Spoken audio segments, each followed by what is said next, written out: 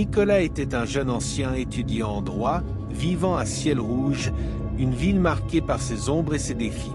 Dans son petit appartement, les murs écaillés et les meubles usés reflétaient sa condition précaire. La pauvreté avait façonné sa personnalité et, tel un froid glacial, avait transformé son cœur en un terrain aride et désolé. Le jeune homme, qui autrefois nourrissait des rêves de justice et de changement, semblait désormais n'être qu'une coquille vide, plongée dans une routine sombre et solitaire. Ses journées étaient marquées par une routine de frustration et de désillusion. Son manque d'appétit n'était pas seulement physique, mais aussi émotionnel. Il ne ressentait ni faim, ni désir. La nourriture n'était plus qu'une nécessité presque oubliée, un rappel constant de sa misère. Sa mère, qui vivait dans un petit village à la campagne, faisait tout son possible pour lui envoyer un peu d'argent. Avec sacrifice, elle économisait le peu qu'elle avait, dans l'espoir qu'un jour, il puisse reprendre ses études et retrouver le chemin de la dignité. La vie de Nicolas ressemblait à une série interminable de défaites. La perte de sa petite amie, Elisa, ne fut pas une grande surprise. Elle était très maigre, ne mangeait presque rien et souffrait de tuberculose. Elle était la fille de la propriétaire de la chambre où il vivait. Malgré les difficultés financières qu'il rencontrait, personne ne comprenait pourquoi il s'était lié à elle, car tous connaissaient sa maladie. On ne pouvait pas savoir si c'était les problèmes qui l'attiraient ou si c'était lui qui les cherchait. La mort d'Elisa plongea Nicolas dans un état de solitude encore plus profond et plus perverti par le désir de vengeance. Son seul lien avec le monde extérieur était Marcon, un camarade de faculté qui, malgré sa manière étrange et distante, était devenu le seul ami que Nicolas avait encore. Marcon était le genre de personne qui restait en marge des interactions sociales, mais il existait un accord tacite entre lui et Nicolas, une connexion fragile, plus liée à la présence qu'à une véritable amitié. Marcon savait que Nicolas était malade.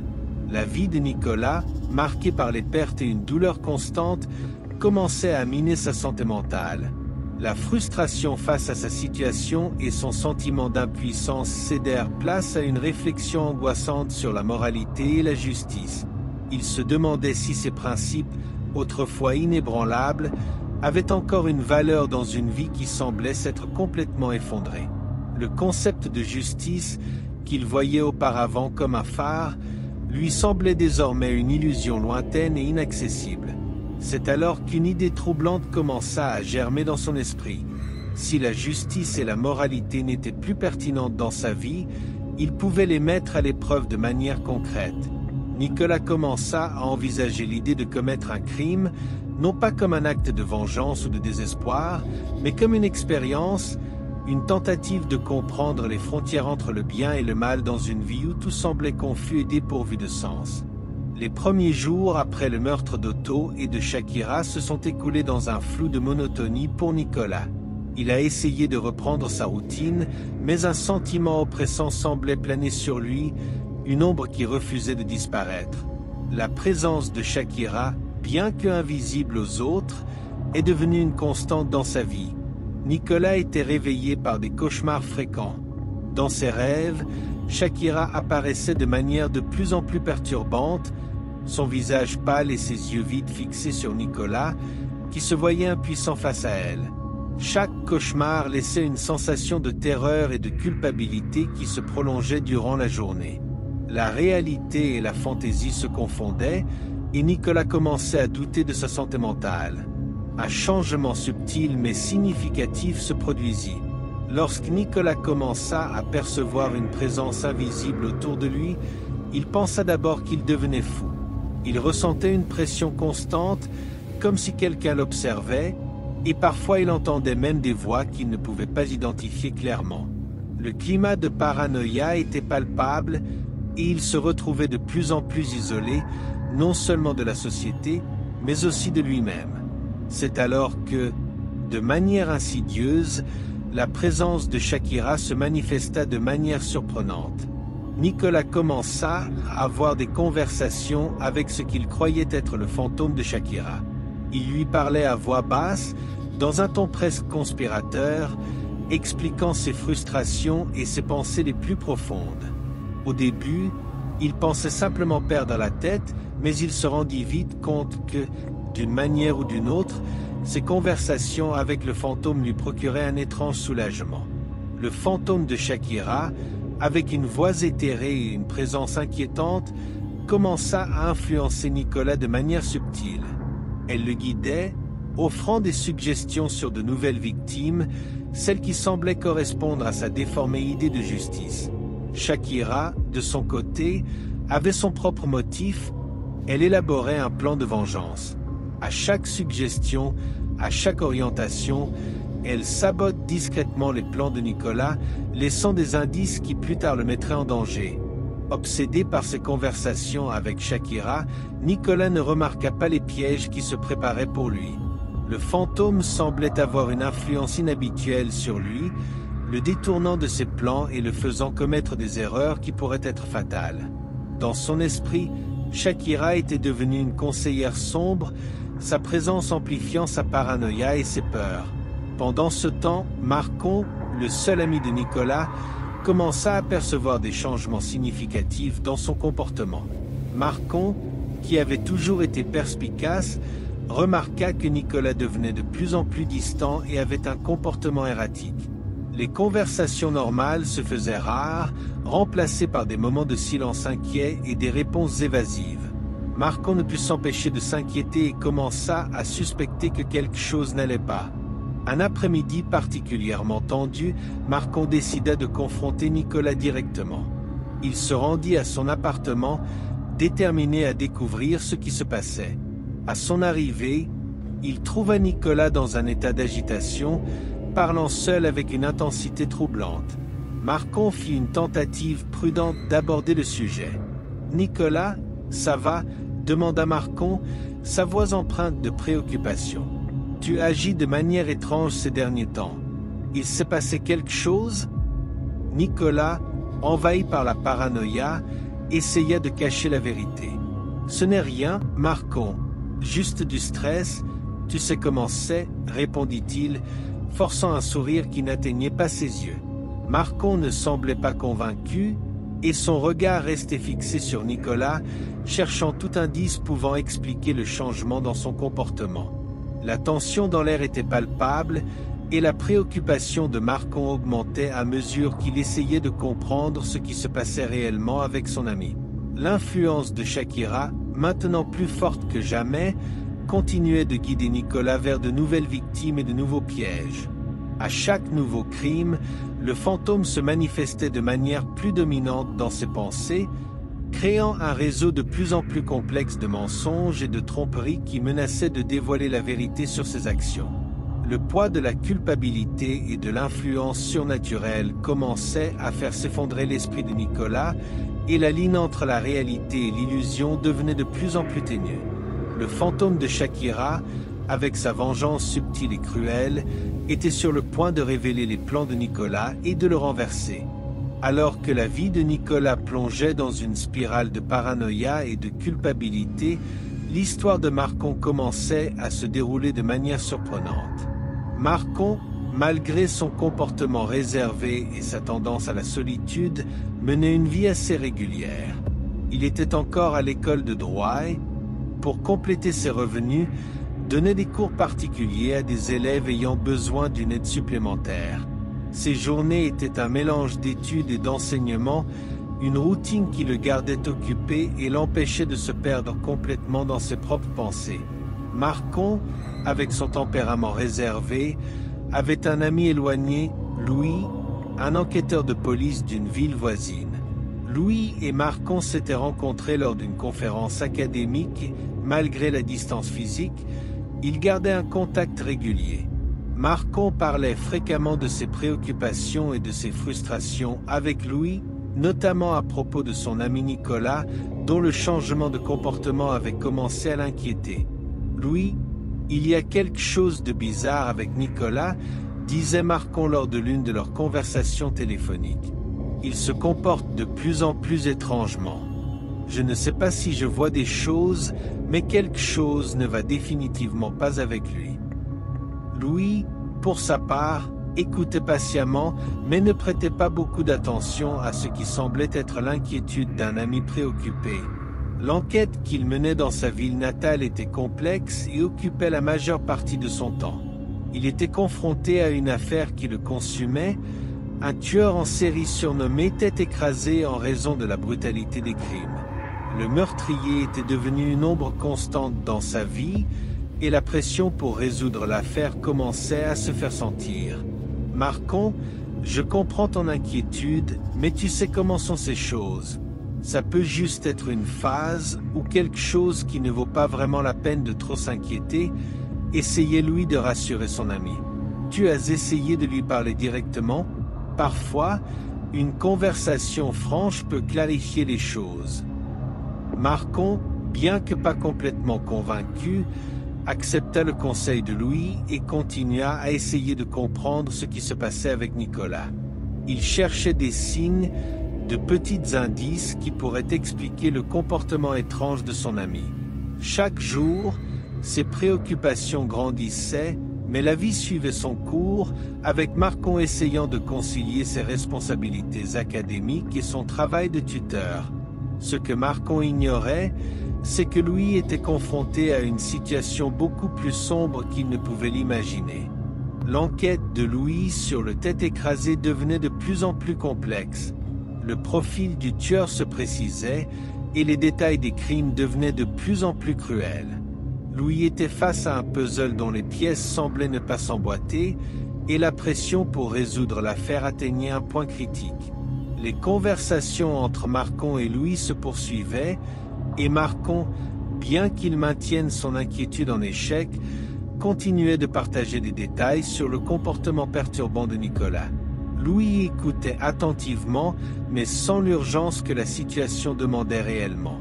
Pour lui, c'était juste une histoire de plus d'un ami inquiet, tandis qu'il luttait pour percer l'identité du Tête écrasée. Au fur et à mesure que les jours passaient, le comportement de Nicolas devenait de plus en plus erratique et perturbant. Il était entièrement immergé dans ses interactions avec le fantôme de Shakira, qui le guidait et le manipulait, tandis que la réalité se délitait autour de lui. Ses crimes devenaient plus fréquents et désorganisés, et il ne voyait pas les pièges qu'il se mettait lui-même. Marcon, de plus en plus angoissé, décida d'intensifier sa surveillance sur Nicolas. Il passait plus de temps à essayer de comprendre ce qui se passait, espérant trouver une explication qui pourrait aider son ami. La tension dans sa vie s'accumulait, et il sentait qu'une chose terrible était sur le point de se produire. La vérité, cependant, était plus proche que Marcon ne l'imaginait. Les indices qu'il fournissait, combinés avec les rapports des nouvelles sur les crimes du Tête écrasée, commençaient à se connecter dans un schéma sinistre. Louis, en révisant les informations et les indices qu'il recevait, commença à percevoir un modèle perturbant qui le liait directement à Nicolas. Sans que Marcon ne le sache, Louis commençait à enquêter sur la possibilité que le Tête écrasée puisse être plus proche que ce qu'il avait imaginé. La connexion entre les conversations de Marcon et les détails des crimes commençait à se tordre, et Louis était déterminé à découvrir la vérité, même si cela signifiait confronter son vieux ami avec une réalité terrifiante. Alors que l'enquête avançait et que la paranoïa de Nicolas continuait de croître, les chemins de Marcon et Louis étaient sur le point de se croiser de manière inattendue. Le poids de la vérité, l'ombre du passé et la lutte pour la justice étaient sur le point de se mêler dans un jeu mortel où les pièces du puzzle commençaient à se mettre en place, révélant une image horrifique et troublante. Alors que la vie de Nicolas plongeait dans une spirale de paranoïa et de culpabilité, l'histoire de Marcon commençait à se dérouler de manière surprenante. Marcon, malgré son comportement réservé et sa tendance à la solitude, menait une vie assez régulière. Il était encore à l'école de droit et, pour compléter ses revenus, donnait des cours particuliers à des élèves ayant besoin d'une aide supplémentaire. Ses journées étaient un mélange d'études et d'enseignement, une routine qui le gardait occupé et l'empêchait de se perdre complètement dans ses propres pensées. Marcon, avec son tempérament réservé, avait un ami éloigné, Louis, un enquêteur de police d'une ville voisine. Louis et Marcon s'étaient rencontrés lors d'une conférence académique. Malgré la distance physique, ils gardaient un contact régulier. Marcon parlait fréquemment de ses préoccupations et de ses frustrations avec Louis, notamment à propos de son ami Nicolas, dont le changement de comportement avait commencé à l'inquiéter. Louis, il y a quelque chose de bizarre avec Nicolas, disait Marcon lors de l'une de leurs conversations téléphoniques. Il se comporte de plus en plus étrangement. Je ne sais pas si je vois des choses, mais quelque chose ne va définitivement pas avec lui. Louis, pour sa part, écoutait patiemment, mais ne prêtait pas beaucoup d'attention à ce qui semblait être l'inquiétude d'un ami préoccupé. L'enquête qu'il menait dans sa ville natale était complexe et occupait la majeure partie de son temps. Il était confronté à une affaire qui le consumait, un tueur en série surnommé Tête écrasée en raison de la brutalité des crimes. Le meurtrier était devenu une ombre constante dans sa vie et la pression pour résoudre l'affaire commençait à se faire sentir. Marcon, je comprends ton inquiétude, mais tu sais comment sont ces choses. Ça peut juste être une phase ou quelque chose qui ne vaut pas vraiment la peine de trop s'inquiéter, essayait Louis de rassurer son ami. Tu as essayé de lui parler directement? Parfois, une conversation franche peut clarifier les choses. Marcon, bien que pas complètement convaincu, accepta le conseil de Louis et continua à essayer de comprendre ce qui se passait avec Nicolas. Il cherchait des signes, de petits indices qui pourraient expliquer le comportement étrange de son ami. Chaque jour, ses préoccupations grandissaient, mais la vie suivait son cours, avec Marcon essayant de concilier ses responsabilités académiques et son travail de tuteur. Ce que Marcon ignorait, c'est que Louis était confronté à une situation beaucoup plus sombre qu'il ne pouvait l'imaginer. L'enquête de Louis sur le Tête écrasée devenait de plus en plus complexe. Le profil du tueur se précisait et les détails des crimes devenaient de plus en plus cruels. Louis était face à un puzzle dont les pièces semblaient ne pas s'emboîter et la pression pour résoudre l'affaire atteignait un point critique. Les conversations entre Marcon et Louis se poursuivaient et Marcon, bien qu'il maintienne son inquiétude en échec, continuait de partager des détails sur le comportement perturbant de Nicolas. Louis écoutait attentivement, mais sans l'urgence que la situation demandait réellement. Pour lui, c'était juste une histoire de plus d'un ami inquiet, tandis qu'il luttait pour percer l'identité du Tête écrasée. Au fur et à mesure que les jours passaient, le comportement de Nicolas devenait de plus en plus erratique et perturbant. Il était entièrement immergé dans ses interactions avec le fantôme de Shakira, qui le guidait et le manipulait, tandis que la réalité se délitait autour de lui. Ses crimes devenaient plus fréquents et désorganisés, et il ne voyait pas les pièges qu'il se mettait lui-même. Marcon, de plus en plus angoissé, décida d'intensifier sa surveillance sur Nicolas. Il passait plus de temps à essayer de comprendre ce qui se passait, espérant trouver une explication qui pourrait aider son ami. La tension dans sa vie s'accumulait, et il sentait qu'une chose terrible était sur le point de se produire. La vérité, cependant, était plus proche que Marcon ne l'imaginait. Les indices qu'il fournissait, combinés avec les rapports des nouvelles sur les crimes du Tête écrasée, commençaient à se connecter dans un schéma sinistre. Louis, en révisant les informations et les indices qu'il recevait, commença à percevoir un modèle perturbant qui le liait directement à Nicolas. Sans que Marcon ne le sache, Louis commençait à enquêter sur la possibilité que le Tête écrasée puisse être plus proche que ce qu'il avait imaginé. La connexion entre les conversations de Marcon et les détails des crimes commençait à se tordre, et Louis était déterminé à découvrir la vérité, même si cela signifiait confronter son vieux ami avec une réalité terrifiante. Alors que l'enquête avançait et que la paranoïa de Nicolas continuait de croître, les chemins de Marcon et Louis étaient sur le point de se croiser de manière inattendue. Le poids de la vérité, l'ombre du passé et la lutte pour la justice étaient sur le point de se mêler dans un jeu mortel où les pièces du puzzle commençaient à se mettre en place, révélant une image horrifique et troublante. La nuit tombait sur ciel rouge lorsque Nicolas entra dans le commissariat. Il était complètement désorienté, mais une sensation de pouvoir et de soulagement l'accompagnait. Louis, l'enquêteur, avait convoqué Nicolas pour un interrogatoire, une invitation qui semblait, à première vue, être une occasion de percer le mystère de son comportement perturbant. Cependant, Louis avait un plan plus complexe en tête. La salle d'interrogatoire était éclairée par une lumière froide et directe. Louis, avec son expression sévère, observait Nicolas avec un regard perçant. « Asseyez-vous, Nicolas, nous allons discuter. » Nicolas, avec un regard nerveux, prit place sur la chaise devant Louis. Les murs de la salle, d'un gris impersonnel, semblaient se refermer autour de lui. Louis commença à poser des questions apparemment ordinaires, mais avec une stratégie sous-jacente. Il cherchait à provoquer une réaction, manipuler l'esprit de Nicolas et le forcer à affronter ses propres mensonges. « Vous vous comportez de manière très étrange ces derniers temps. Y a-t-il quelque chose que vous aimeriez partager ?» demanda Louis, avec un ton mêlant curiosité et mépris. Au fur et à mesure que l'interrogatoire avançait, Louis commença à introduire des éléments psychologiques, utilisant des techniques de manipulation pour déstabiliser Nicolas.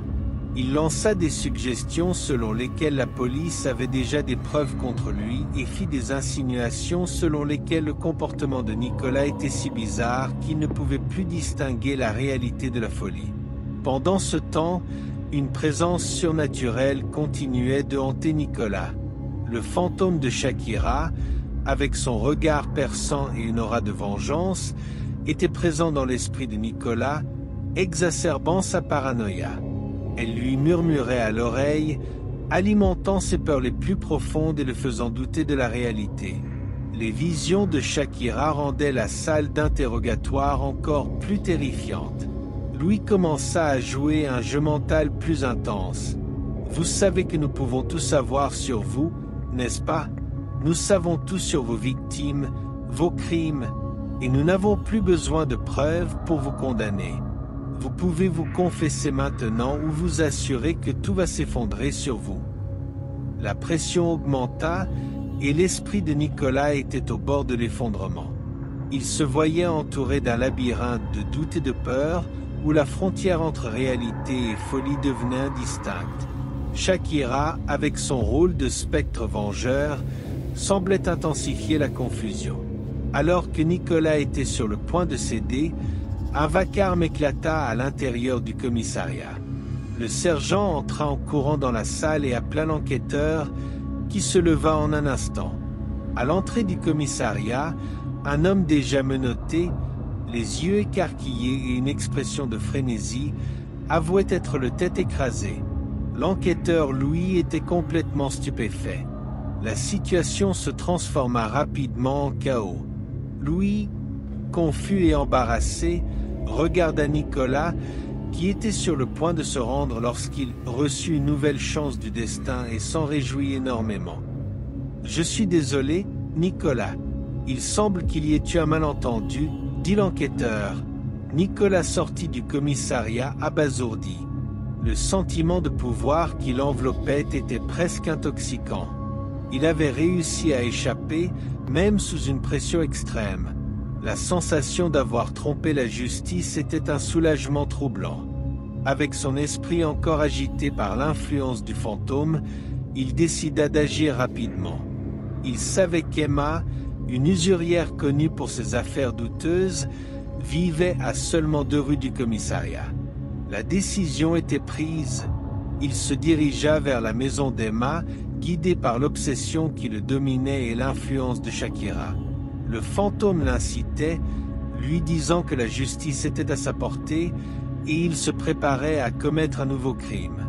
Pendant ce temps, Louis, en révisant les informations sur l'homme qui avait envahi le commissariat, découvrit qu'il mentait. L'enquête révéla que l'homme avait des problèmes mentaux et imitait simplement le style du tête écrasé. Les détails fournis n'étaient pas suffisants pour confirmer son authenticité. La situation évoluait rapidement. Louis, désormais conscient que Nicolas était toujours le véritable coupable, décida d'agir. Avec une détermination renouvelée, Il suivit la piste de Nicolas jusqu'à la maison d'Emma. À son arrivée, il découvrit le scénario horrible que Nicolas avait laissé derrière lui. À l'intérieur de la maison, Nicolas était complètement devenu fou.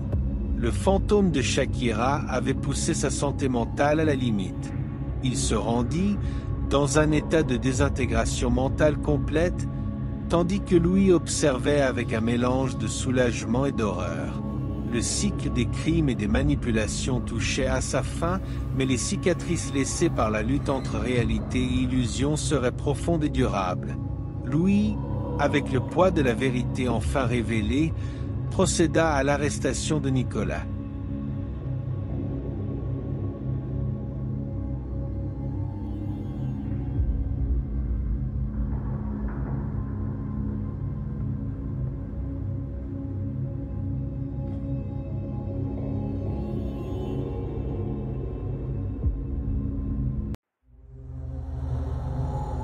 Chapitre 1.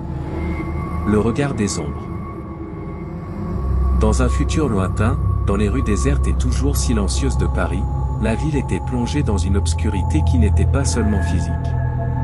La nuit semblait éternelle, même pendant la journée, et la lumière du soleil n'était qu'un vague souvenir de ce qui avait un jour existé. Le gouvernement, dirigé par l'énigmatique et redouté l'obscur, contrôlait tout. Il n'y avait pas de place pour la liberté, seulement pour l'obéissance absolue. Personne ne savait exactement qui ou ce qu'était l'obscur, mais tous craignaient sa présence, toujours ressentie au coin des rues, dans les ruelles, et même dans les profondeurs de leur foyer. Les rues de Paris étaient surveillées par une armée d'yeux invisibles. Chaque lampadaire, chaque façade de bâtiment, chaque coin de rue abritait des caméras cachées qui capturaient les moindres mouvements des citoyens.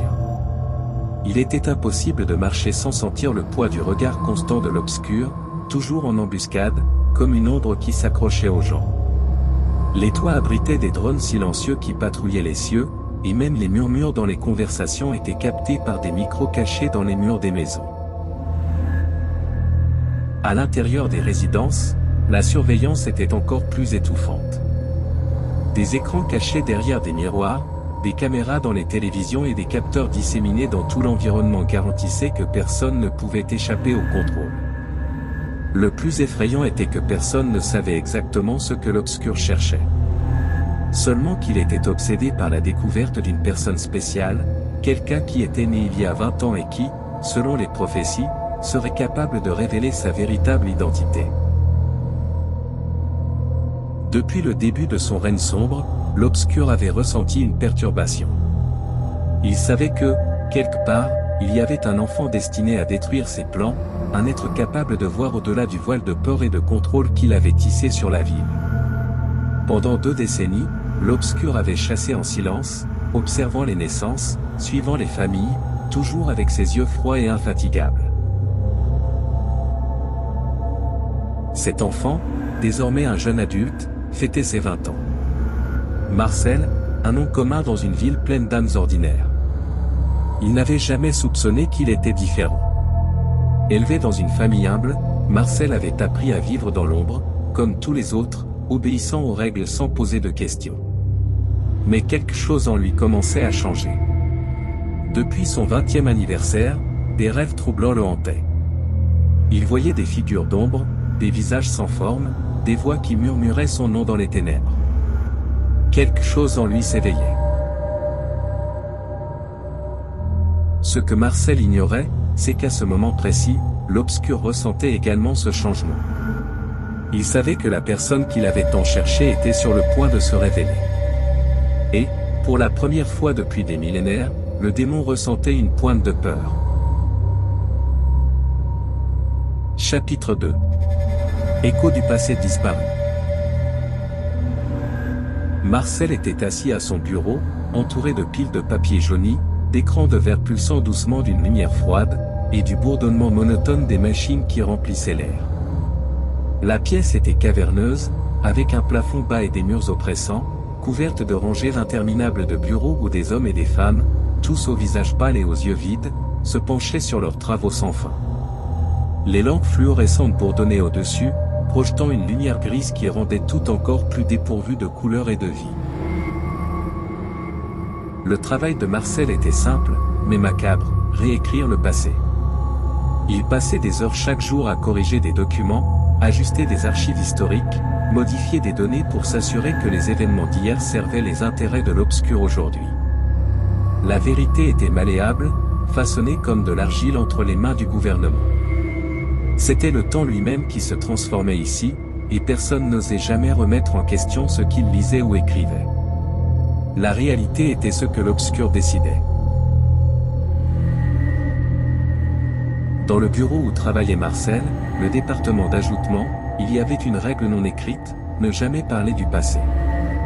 Là, chaque document reçu était examiné, modifié, puis renvoyé aux archives centrales, où toute trace de contradiction était effacée. Le passé cessait d'exister à mesure que le présent était forgé par les mains de ceux qui, comme Marcel, écrivaient des mensonges pour maintenir l'ordre factice. Les souvenirs étaient interdits. Le passé n'existait que dans les papiers, et ces papiers étaient constamment réécrits pour servir le présent.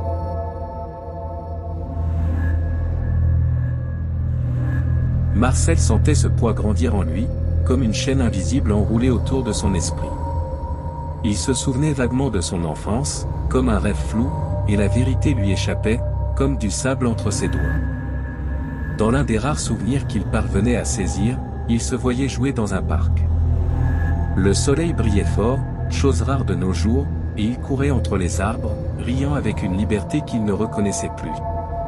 Mais lorsqu'il essayait de se concentrer sur les détails, tout s'effondrait. Le parc n'existait plus. Ni les arbres. Ni le soleil. Le gouvernement affirmait que cette zone n'avait jamais été un parc, que jamais des enfants n'y avaient couru en liberté. Tout cela était une invention, une défaillance de sa mémoire. On lui avait appris que rien de tout cela n'était réel.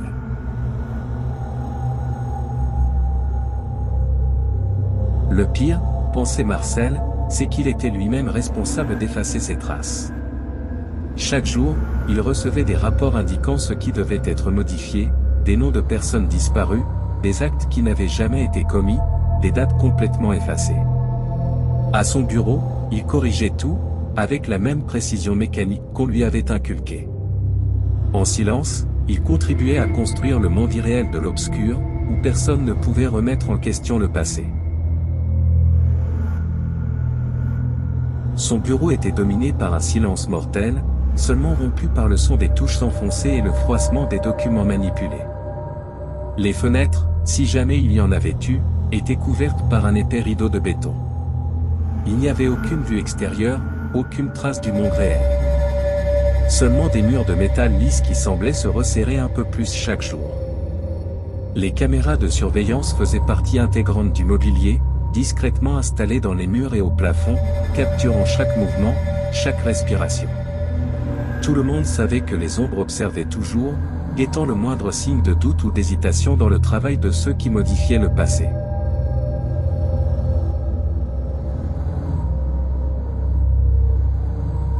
Au fond, les haut-parleurs qui traversaient toutes les pièces répétaient les mêmes annonces, avec les mêmes voix mécaniques. Les mises à jour sur les progrès du régime, les victoires militaires fabriquées, et l'amour inconditionnel que chacun devait ressentir pour l'obscur. Et bien sûr, les rappels constants, le passé est malléable. La vérité est ce que l'obscur décide. Il n'y a pas d'histoire en dehors de celle qu'il nous accorde.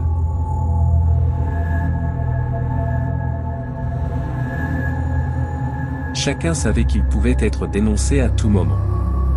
Il suffisait d'une erreur de calcul, d'une hésitation à réécrire une donnée, et le travailleur serait emporté par les ombres. Comme dans les rues de Paris, la peur était ancrée dans les murs du bureau. Personne ne savait qui travaillait réellement pour l'obscur. Il y avait des rumeurs selon lesquelles certains collègues étaient des informateurs, observant attentivement les autres, prêts à dénoncer le moindre signe de subversion ou de faiblesse.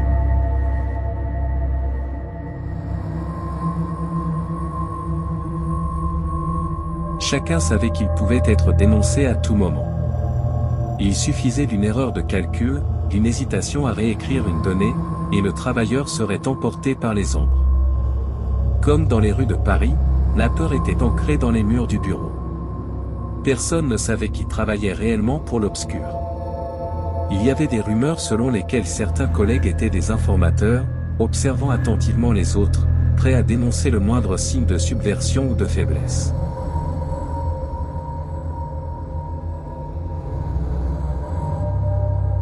Ces derniers mois, les rêves avaient commencé à s'intensifier. Il voyait le visage de l'obscur dans ses cauchemars, une figure enveloppée d'ombre, toujours en train d'observer. Dans l'un de ses rêves, Marcel se trouvait dans un champ désolé, entouré de ruines, et voyait une silhouette encapuchonnée qui lui murmurait quelque chose. « Tu es l'élu. » Il se réveillait avec le cœur battant, la sueur coulant sur son visage, mais les mots continuaient à résonner dans son esprit. De plus en plus, il se sentait comme une pièce dans un jeu plus vaste, quelque chose qu'il ne pouvait pas encore complètement comprendre.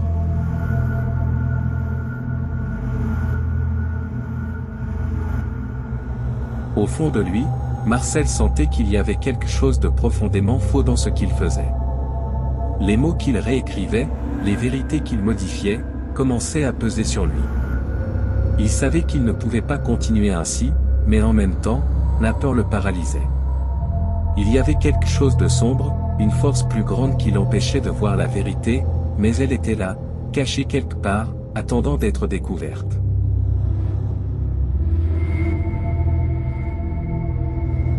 Ces derniers mois, les rêves avaient commencé à s'intensifier. Il voyait le visage de l'obscur dans ses cauchemars, une figure enveloppée d'ombre, toujours en train d'observer. Dans l'un de ses rêves, Marcel se trouvait dans un champ désolé, entouré de ruines, et voyait une silhouette encapuchonnée qui lui murmurait quelque chose. « Tu es l'élu. » Il se réveillait avec le cœur battant, la sueur coulant sur son visage, mais les mots continuaient à résonner dans son esprit. De plus en plus, il se sentait comme une pièce dans un jeu plus vaste, quelque chose qu'il ne pouvait pas encore complètement comprendre. Et, tandis que Marcel réfléchissait à son enfance et à ce qui restait de ses souvenirs, l'obscur poursuivait sa quête. Il savait que l'élu était proche, et que, lorsque celui-ci s'éveillerait enfin à sa véritable mission, il deviendrait le plus grand ennemi que le démon ait jamais affronté.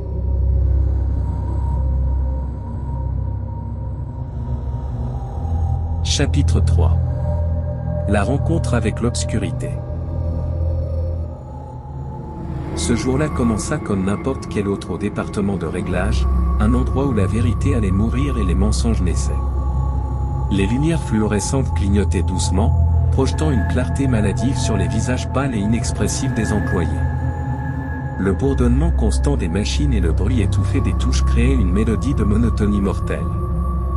L'air était stagnante, lourd, comme si la salle était ensevelie dans les profondeurs de quelque chose de pourri et inaccessible. Marcel, assis à son bureau, sentait l'oppression croître au fil des heures, une sensation de malaise qu'il ne parvenait pas à nommer.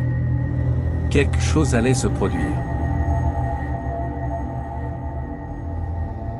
Et puis, vers midi, un silence plus profond envahit l'environnement.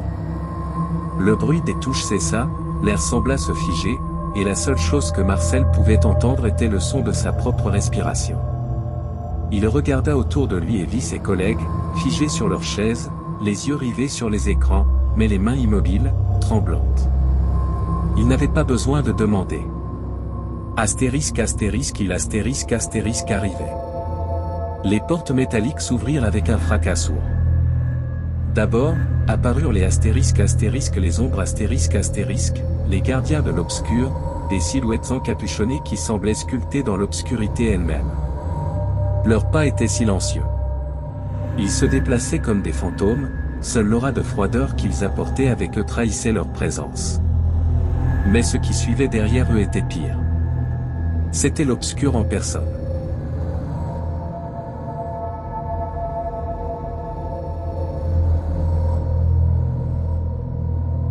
Les portes métalliques s'ouvrirent avec un fracas sourd. D'abord, apparurent les astérisques astérisques les ombres astérisques astérisques, les gardiens de l'obscur, des silhouettes encapuchonnées qui semblaient sculptées dans l'obscurité elle-même. Leurs pas étaient silencieux. Ils se déplaçaient comme des fantômes, seule l'aura de froideur qu'ils apportaient avec eux trahissait leur présence. Mais ce qui suivait derrière eux était pire. C'était l'obscur en personne.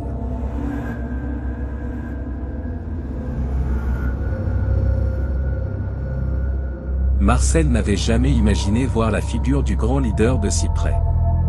Très peu avaient ce privilège, et ceux qui le rencontraient ne vivaient généralement pas pour raconter l'histoire. La salle semblait se rétrécir à mesure que l'obscur entrait. Il était une figure grande, enveloppée dans une mante noire qui semblait se fondre avec l'ombre environnante. Il n'y avait pas de lumière là où l'obscur marchait. La propre lueur des lampes faiblissait en sa présence, comme si l'obscurité autour de lui aspirait toute la clarté, comme une bouche vorace et affamée.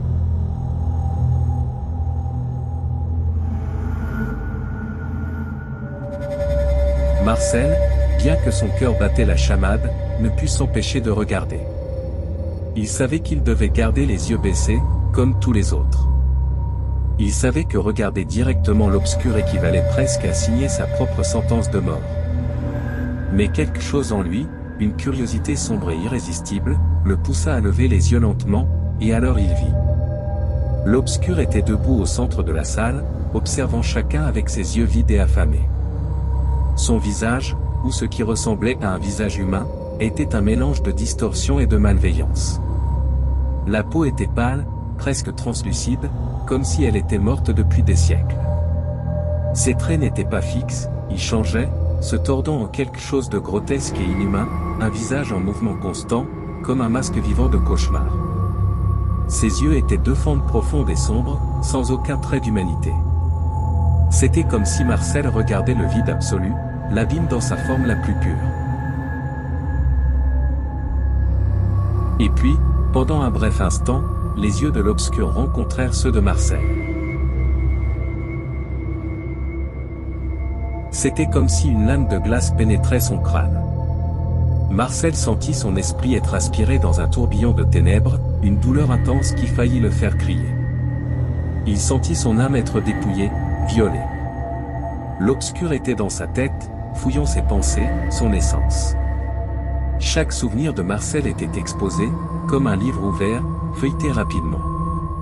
Un cri silencieux résonna à l'intérieur de lui. Mais, tout comme le contact avait commencé, il se termina. Soudain, l'obscur détourna le regard, comme si quelque chose avait interrompu la connexion. Marcel faillit tomber de sa chaise, haletant, en sueur froide. Il ne savait pas comment, mais il avait été épargné. D'une manière ou d'une autre, il n'avait pas été découvert. Lorsque l'obscur se détourna enfin, l'air dans la salle sembla retrouver une partie de sa normalité, mais la peur demeurait imprégnée dans les murs. L'ombre du grand leader était comme une présence vivante, persistante, même après son départ. Marcel, encore en train de tenter de reprendre le contrôle, sentait son cœur battre la chamade. Il regarda autour de lui pour s'assurer que personne ne l'avait remarqué, mais ses yeux croisèrent ceux de Jacques, un collègue d'un autre secteur. Jacques le regardait avec une expression mêlant curiosité et inquiétude. Des heures plus tard, lorsque le service de travail fut terminé et que la salle se vidait, Marcel tremblait encore.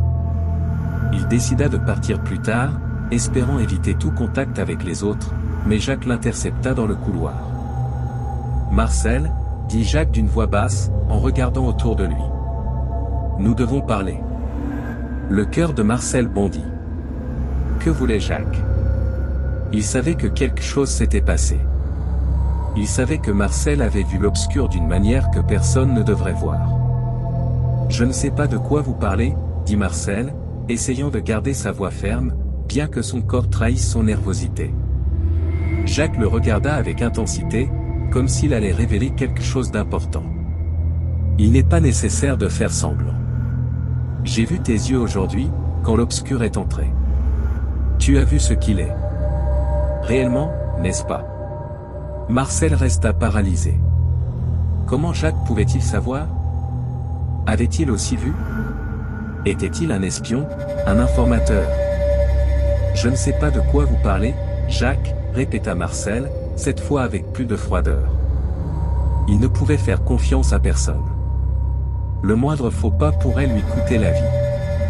Jacques soupira, mais ne recula pas. Au lieu de cela, il fit un pas plus près, parlant maintenant dans un murmure presque inaudible. Je fais partie d'un groupe qui lutte contre l'obscur. Cela fait des années que nous nous organisons, essayant de trouver un moyen de le renverser. Nous savons qu'il n'est pas seulement un homme, il est quelque chose de bien pire. Quelque chose qui n'appartient pas à ce monde. Mais nous savons aussi qu'il existe une prophétie, concernant quelqu'un qui détruira l'obscur.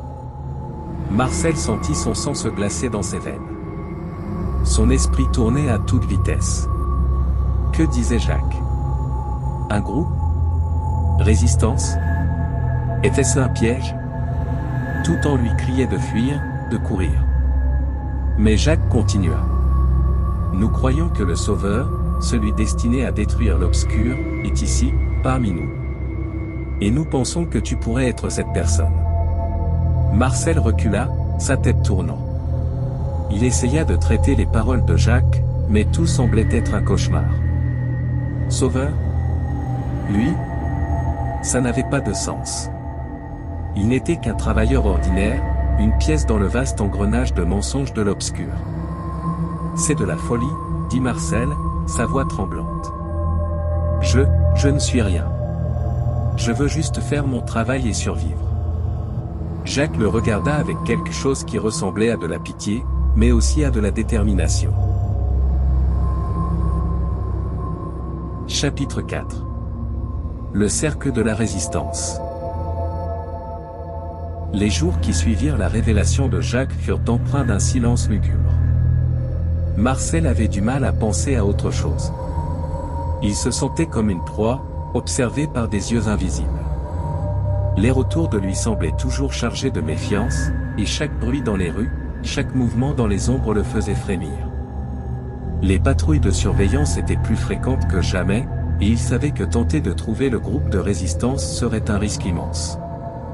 Mais, en même temps, l'idée de faire quelque chose, quoi que ce soit, pour s'opposer à l'obscur le consumait. Jacques le retrouva discrètement quelques jours plus tard. La rencontre fut brève, dans une ruelle sombre et mal éclairée de la ville. Le vieil ouvrier arborait une expression sérieuse, et sa voix n'était qu'un murmure dans le vent. « Es-tu prêt ?» demanda Jacques, sans perdre de temps. Marcel acquiesça, le cœur battant à tout rompre. Il n'était pas prêt, mais quelque chose en lui le poussait en avant.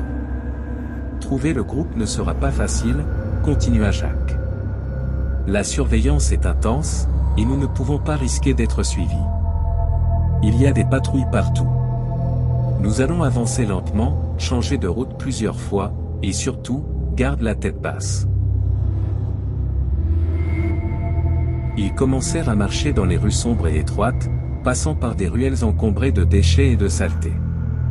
Les caméras de surveillance semblaient omniprésentes, leurs yeux électroniques clignotant au coin des rues, capturant chaque mouvement. Marcel ressentait le poids de chaque regard, à chaque pas qu'il faisait. Même les bruits les plus légers, le son lointain d'une boîte roulant sur le sol, le murmure d'une voix au loin, semblaient amplifiés dans cette obscurité suffocante. Ils changèrent de direction plusieurs fois, entrant et sortant de ruelles, se mêlant aux quelques citoyens qui traînaient encore dans les rues désertes. Les patrouilles nocturnes, avec leurs bottes lourdes et leurs regards affamés, étaient partout. À tout moment, ils pouvaient être arrêtés, interrogés ou, pire, capturés. Mais Jacques connaissait bien le chemin, et chaque mouvement était calculé avec précision. Finalement, après des heures à marcher et à éviter les gardes, ils arrivèrent devant un vieux bâtiment, usé par le temps. C'était un édifice oublié, caché des grandes avenues et entouré par une obscurité qui semblait engloutir le monde alentour. Jacques frappa 3 fois à la porte, une séquence rapide et presque imperceptible. La porte grinça en s'ouvrant, révélant un homme grand, au visage sévère, qui les examina avec méfiance avant de leur permettre d'entrer. « Bienvenue au cercle de la résistance », dit Jacques, tandis que Marcel passait l'entrée. L'intérieur de la salle était sombre, avec des murs sales et des meubles simples, mais il y avait une tension dans l'air, une sensation de danger palpable. Au centre, un groupe de 5 personnes, toutes d'apparence ordinaire, comme tout autre citoyen, mais avec des regards intenses, pleins de détermination. Ils étaient les rebelles. « Voici Marcel », annonça Jacques. Il a vu le véritable visage de l'obscur.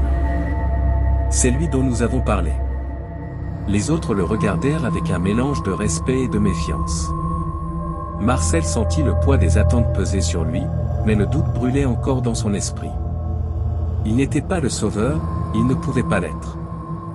Et même s'il l'était, comment pourrait-il affronter quelque chose d'aussi puissant? Nous devons agir rapidement, dit l'un des membres du groupe, une femme au visage marqué et aux yeux fatigués. L'Obscur renforce son contrôle. Si nous ne faisons rien maintenant, il sera trop tard. Ils discutèrent longuement d'un plan pour saboter les principales lignes de communication du gouvernement et déstabiliser le régime. L'idée était de semer assez de chaos pour donner au groupe une chance d'attaquer directement l'Obscur. Marcel, bien que toujours réticent, sentit une étincelle d'espoir s'allumer. Peut-être y avait-il une chance. Le retour à la maison, cependant, fut sa perdition. Alors que Marcel marchait dans les ruelles, essayant de suivre le même chemin que Jacques avait montré, il entendit un bruit derrière lui. Des pas rapides et constants. Son cœur s'emballa. Il tenta d'accélérer le pas, mais il se rendit vite compte qu'il était suivi. Avant qu'il puisse réagir, une main lourde agrippa son épaule. Les patrouilles. Arrêtez! Cria une voix grave. Il fut poussé contre le mur de briques froides et, en un instant, il sentit les menottes se resserrer autour de ses poignets. Ses cris de protestation furent ignorés. Les gardes l'entraînèrent à travers les rues désertes, sans dire un mot, jusqu'à une installation isolée au fin fond de la ville. Marcel fut jeté dans une cellule humide et froide, où les ombres dansaient sur les murs, créant des formes menaçantes. Et alors commença la torture. Pendant des jours, Marcel fut interrogé, frappé, brûlé et privé de nourriture et de sommeil. Les ombres dans la pièce semblaient murmurer, la voix de l'Obscur s'infiltrant dans son esprit, essayant de le briser, d'arracher tout vestige d'espoir ou de raison. Mais, même sous une souffrance extrême, Marcel ne céda pas. Il ne révéla rien sur le groupe, ni sur les plans. Il resta ferme, les lèvres enflées et ensanglantées, mais scellées. Finalement, les tortionnaires abandonnèrent. Ils crurent que Marcel n'était qu'un citoyen de plus, un innocent pris au mauvais endroit, au mauvais moment. Il fut libéré, jeté dans les rues comme un sac de viande inutile. Il avait à peine la force de marcher, ses jambes tremblantes et sa vision trouble. Mais, d'une manière ou d'une autre, il savait qu'il avait survécu. Des jours plus tard, avec les blessures encore douloureuses, Marcel décida enfin qu'il était temps. Il ne pouvait plus attendre. L'Obscur devait être affronté. En suivant les rumeurs qui circulaient dans les rues sombres de la ville, Marcel découvrit que l'Obscur ferait une rare apparition publique au cœur de la capitale, lors d'un rituel de domination destiné à renforcer la peur parmi le peuple. C'était sa chance. Il savait qu'il serait impossible de survivre, mais s'il pouvait tuer le démon, peut-être y aurait-il une chance pour le monde. Le cœur battant et les mains moites, Marcel se faufila parmi la foule. L'Obscur était là, au centre d'une place sombre, entouré de son aura de ténèbres, tandis que des milliers de citoyens regardaient en silence, terrifiés. Le moment semblait s'étirer, les ombres se mouvant comme des serpents autour du grand leader. Lorsque l'Obscur leva les bras, se préparant à parler, Marcel vit son opportunité. Avec un cri de désespoir, il courut vers le démon, un objet pointu qu'il avait réussi à faire passer en main. Le temps sembla ralentir alors qu'il avançait, chaque pas étant une éternité. Mais, à quelques mètres de l'Obscur, Marcel sentit l'air autour de lui devenir dense. La figure du démon se tourna vers lui, ses yeux noirs comme l'abîme le fixant, et Marcel ressentit une force écrasante le dominer. Ses pieds s'arrêtèrent, son corps fut immobilisé sur place. « Pauvre, pauvre Marcel », murmura l'Obscur, sa voix résonnant dans toutes les directions, comme le son de 1000 âmes torturées. « Tu croyais vraiment pouvoir me vaincre ? Je suis le commencement et la fin. Le monde m'appartient. » D'un simple geste, l'Obscur fit plier le corps de Marcel sous la douleur.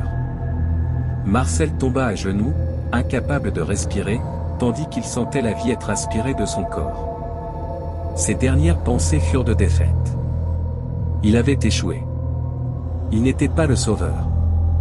Il ne l'avait jamais été. Et puis, en un instant, l'obscur leva la main, et d'un claquement de doigts, Marcel fut détruit. Son existence, sa lutte, son espoir, tout se dissipa dans l'air. La place retourna au silence absolu. Le peuple, sans poser de questions, resta en place, regardant avec crainte la figure imposante qui les dominait. La ville ne fut plus jamais la même. L'obscur régna en maître, et ses ténèbres enveloppèrent le monde pour toujours. Le futur que Marcel redoutait tant se concrétisa enfin. L'éternité appartenait aux démons. Nous avons tous dit cela un jour. Mais la vérité